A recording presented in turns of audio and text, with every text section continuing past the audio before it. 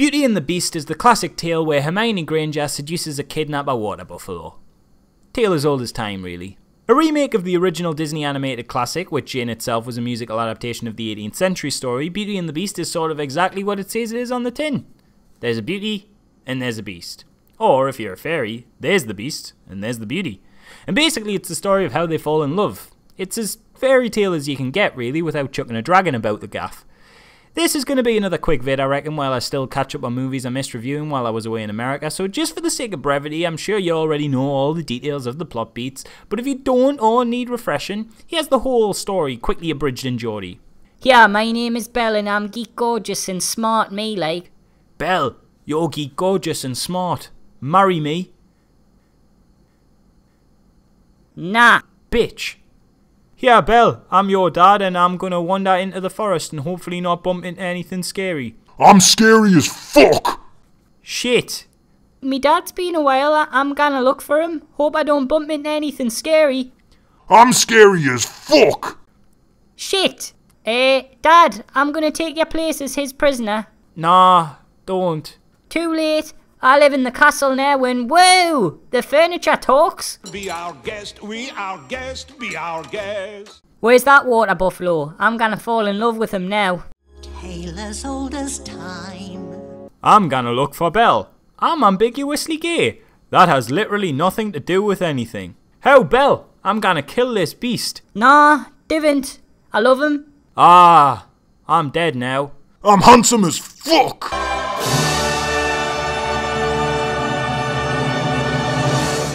I think that just about covers it. It's a good story. That was originally written to convince 18th century French girls into arranged marriages, but let's just sweep that matter under the rug.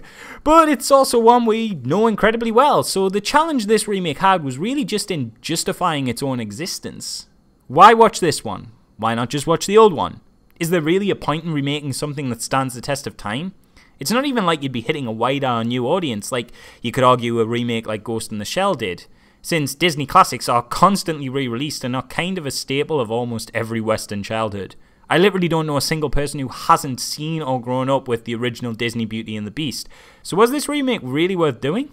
Surprisingly, yeah. I actually really enjoyed it. They didn't really bring anything hugely new to the table, but it's hard to dislike any story when it's told so well. Going into the film, I couldn't help but be skeptical and think the whole thing was an exercise in nostalgia cash-in wankery because, I mean, part of the joy of the first film came from the charm of the whole thing and part of the charm came from the amazing hand-drawn animation. The trailers the marketing team put out looked cold and clinical, dark and brooding with none of the joy, colour or whimsy that helped make the original so great. I walked in knowing, absolutely certain for a fact, that I was going to hate this film. Then the first musical number happened and I cried like twice. It's just nice. Like every little bit of it's polished to hell. You can tell a real effort and real heap of cash went into the whole production. The sets and costumes are more intricate than the inner machinations of Patrick Starr's mind. The performances I've heard some people criticise, but I don't think there's a poor one amongst them. The music is great, the choreography is fun, it just literally never looks bad. If anything, it looks a little too good, perhaps overproduced a bit. When I was watching the Be Our Guest musical sequence, I felt like I should have been absorbed in the crazy kaleidoscopic clash of colour and character and falling in love with the whimsy of it all, but the only thing that was going through my head for the duration of it was, holy shit, with the money they spent on that sequence they could have bought the fucking moon. Is it better than the original? No, but I'm gonna give what's probably a controversial opinion and say it's pretty close to being as good as. Sure, it's kinda cheating by being the same movie, but still it does take some talent to translate the charms of animation into a live action format. Even if you argue the merits of doing such a thing would be entirely redundant, there's no denying there's a fair bit of skill on display here. Now having said that though, there are a couple of bits here and there that I do take issue with. For some reason they forced in a weird extra bit in the narrative where we learn about Belle's mother, which, I mean, okay, that's fine I guess, but it seems a bit pointless. I don't get what we learn from that other than that Belle had a mom once, which, you know, presumably, I've never once watched the original and utter frustration and screamed, God damn it! I really want to enjoy this movie, but how can I when I don't have absolute confirmation that Belle at one point flopped out of a vagina? Some people might argue it fleshes out her backstory a bit more, but so? It's a relevant backstory, it doesn't drive the main narrative at all, and at what point do you even stop with that kind of thing? I mean, why not learn about Belle's nana as well? It's just as relevant as the existence of her mom. And hell, Why stop there? I don't know about you, but I need to know what her great-grandma's second cousin's childhood teddy bear was nicknamed, otherwise how will I ever gain credibility in the Disney wiki community?